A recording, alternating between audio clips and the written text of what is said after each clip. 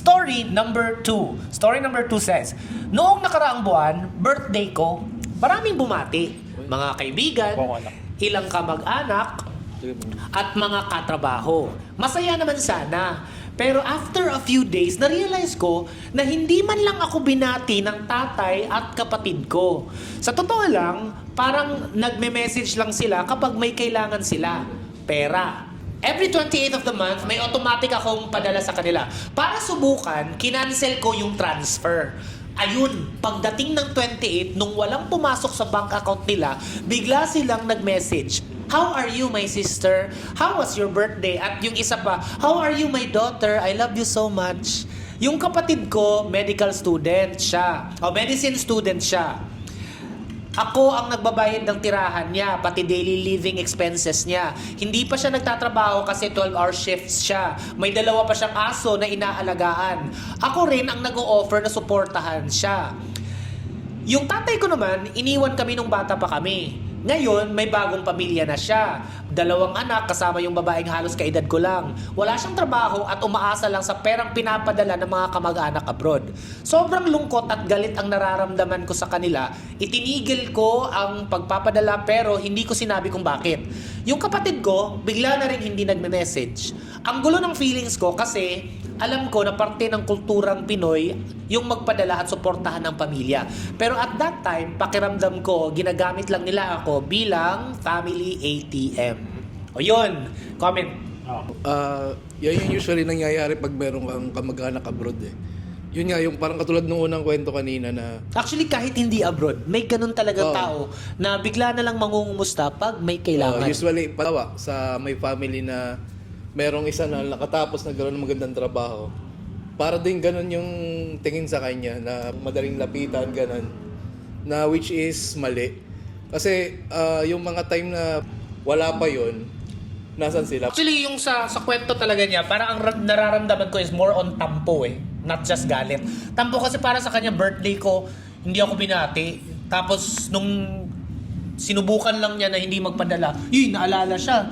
Binati siya, uy, kamusta ka na? Happy birthday. Parang gano'n. Ako dagdag. Kasi sa atin, Pilipino, ano lang, pero medyo pansin ko lang ha. Pero sa kakalahatan, pag wala kang pera, hindi ka papansinin. Pag may pera ka, Parang may hugot ka doon. hindi naman. Pag may pera ka, basta nga parang, kahit hindi mo nga... Pag may pera ka, may jowa ka. Pag hindi, wala. mabilis yung sa mapapansin ka ba? Mapapansin ka na, uy, kamusta? Katulad nan, di ba? Gusto mo sabihin, pag wala kang pera, Wala kang kwenta. Hindi. Pag wala kang pera, wala kang kwenta. Kasi sabi lang din sa akin na minsan nga, financial pinag-aawayan di ba? Ay! Ikaw, relate ka dito, financial, di ba? Minsan. Talagang, kung hindi financial. Pero, yun lang, pansin ko lang talaga dito sa atin sa bilang Pilipino na pag wala kang pera, di ka papansinin. Actually, I don't think sa Pilipinas lang to, no? Pero generally, may ganun talaga. Maraming ganun na kung meron ka, saka sila nandyan. Pero, on a positive note, you can use that experience kasi, you can use that experience to know who your true people are. Sino talagang totoo sa'yo. Because, kung sila ay nawawala nung wala kang maibibigay na, ibig sabihin, hindi sila karapat-dapat nasa buhay mo ngayon. Yes, share ko lang. Kaya sila nandito. Uy, bakit naiiyak ka na? Kaya nandito itong mga to. Kasi simula nung wala pa naman din akong masyado mapagmamalaki. Pero itong mga to, kasama ko na to. Kasama ko to. Matagal ko na kasama to. Ilang taon tayo magkakaibigan? 2012? 12. Oo. Yung pamasahe sana, ibinili ng alin? Bigat. Pamasahe, naglakad. Kasi mahal niya. Isang yosi na lang. Oo. Ganon. Hindi, balik tayo sa topic. Balik tayo sa topic. Katulad itong tagal ko na kasama itong mga kaibigan ko. Kasi alam mo ito yung mga tunay. Kumbaga, yung nasa Bumiyahe baba talaga ka. ng malayo para sa'yo. Galing pa silang Lucena, Quezon. Pumunta sila dito para celebrate yung birthday ko. Ayun, nandito sila kaya maraming salamat sa inyo. Siyempre, ikaw pa ba? Kahit yung isang kaibigan ko dito may dinadamdam eh. Kaya mamaya na lang yun, iiyak niya yun mamaya. Pero ito financial naman ang topic natin. Pero hindi to romantika kasi ibang topic yun. Ito is more on people na biglang sumisipot Pag meron ka. pag kailangan ka na. Oh. Tapos ito kasi parang nakasanayan na ata nila na nagbibigay kasi siya. Nakasanayan nila na lagi siya nagpapadala. So saka siya naalala kasi tinigil niya yung pagpapadala. Kasi Well, meron akong may kwento. Ang tao, aasa sa iyo kung alam nilang magbibigay at magbibigay ka. Pero kung mararamdaman nila na kailangan nilang magtrabaho, doon lumalabas yung diskarte. Doon lumalabas na napipilitan magtrabaho. Kaya minsan hindi ganun ka-healthy pag lagi tayong nagbibigay. Yes. Kasi pag panay ka bigay, umaasa at umaasa, nagiging dependent sila at nagiging toxic na.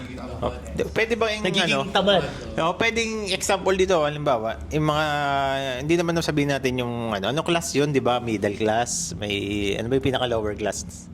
Class A. Oh, hindi, yung pinaka-lower, parang, ito yung, Class D. yung kadalasang, kumaasa sa gobyerno. Alam niyo yun, di ba? Yung mga taong umaasa sa government na may choice nila eh. Kumbaga choice nila yung buhay nila maging ganun. Pero pwede silang umangat eh kung magsisipag din sila yung hindi nila iaasa yung tawag dito yung buhay nila dun sa gobyerno lang. Kasi pwede naman eh, di ba? Gets naman Para kita. sa akin. Although, may responsibility ang government pa Meron, rin to have projects that will help the poor. Importante yon. Pero, at the same time, tayo na citizens of this country, kailangan may responsibility din tayo. Oh. Itaguyod yung sarili Yes. natin. Hindi yung hingi ng hingi. Sa akin, if hindi bukal sa loob mo na magbigay, then stop.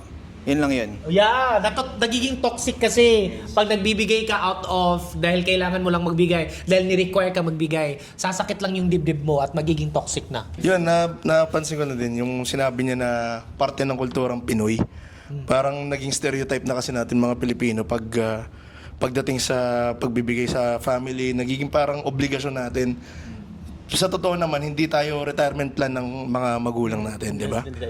Oo, parang ganun. So, nasa sa atin na lang kung magiging breadwinner tayo para sa kanila, pero hindi tayo obligated. Pero bilang mga anak at mga kamag-anak nila, masarap pa rin sa feeling na tumulong. Pero para sa akin kasi, yung tulong, yung pang-emergency lang eh.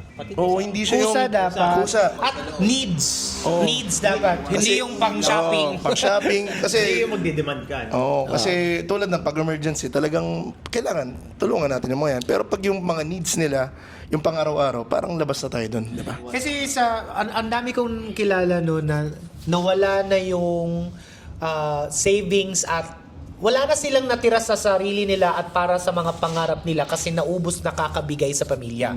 Wala namang problema magmahal sa pamilya at tumulong sa pamilya.